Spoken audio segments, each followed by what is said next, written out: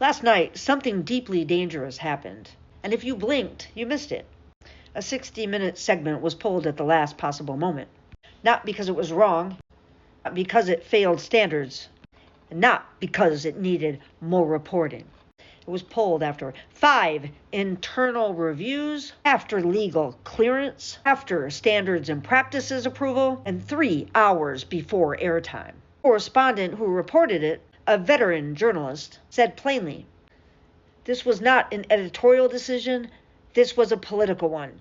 And that distinction matters. Everything hinges on it. They won't start by banning stories. They'll start by burying them. They'll say, both sides weren't fairly represented. We couldn't get a quote from the president. It needs more reporting." Not caution. That's control wearing a cardigan. The story that disappeared was about CICOT. Hugh Kelly's El Salvadoran concentration camp, terrorist confinement center, a place survivors call a torture facility. It included first-hand accounts, names, scars, receipts. It also reportedly involved people removed without due process, actions that legal experts argue are unconstitutional. That makes powerful people nervous.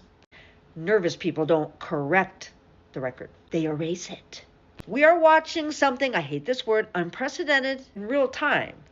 A president threatening the International Criminal Court, imposing sanctions on judges and prosecutors, demanding immunity in advance. Deja vu, anybody? Pressuring the only court on earth that prosecutes heads of state to promise it will never touch him. That's an alpha male, huh? That's not strength. It's preemptive panic. Panic! You're all going to prison. When one of his aides says, "This is unacceptable, we will not allow it," what they mean is, "We know what we've done, and we're terrified of consequences." Guilty people fear courts. Authoritarians try to dismantle them. Courts can be stalled. Yeah, we know. Elections can be gamed, but a free press is uncontrollable unless you own it. If you can't silence journalists, you just replace editors. If you can't kill stories, you kill broadcasts. If facts, those pesky things, if they keep leaking, you flood the zone with confusion.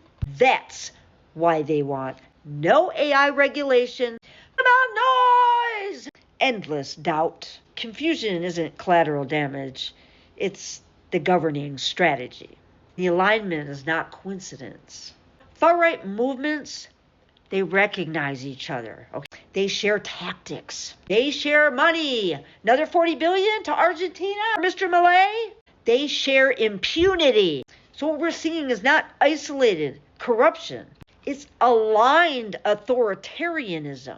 Cross-border, mutually reinforcing, and hostile to accountability. The first thing they must control is information. Because once people see clearly, the spell breaks.